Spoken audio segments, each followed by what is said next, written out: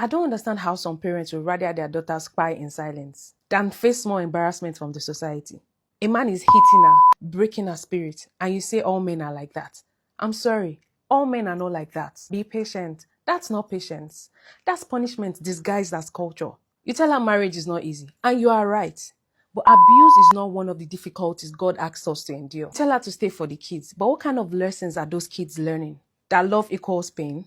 That marriage equals survival? That silence equals strength? And the sad part is, many of these mothers cried the same tears and they heard the same things from their own mothers. Manage it.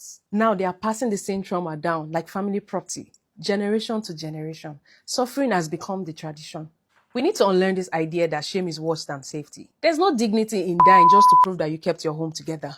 I've seen fathers who stepped in. Shout out to those men. They will go to that house, pack their daughter's property and say, come home. It is a child that is alive that can even endure that nonsense that you're giving. Understand, only a living person can manage the marriage. Once she's gone, who's left to manage? Especially if they are kids. It's usually harder for the mothers because what will people say? The shame. But when a father steps in, even the man will fear. And that's how it should be. And shout out to those mothers that don't take nonsense, who will still step in, especially when there's no father to do so. You can rebuild a reputation, but you cannot come back from a coffin. If your daughter comes to you saying, he hits me, and the first thought that comes to you is, what will people say? Then you are part of the problem. Love should heal, not harm. Marriage is partnership, not punishment. So before you tell your daughter to go back and endure, ask yourself, are you raising a wife or a survivor?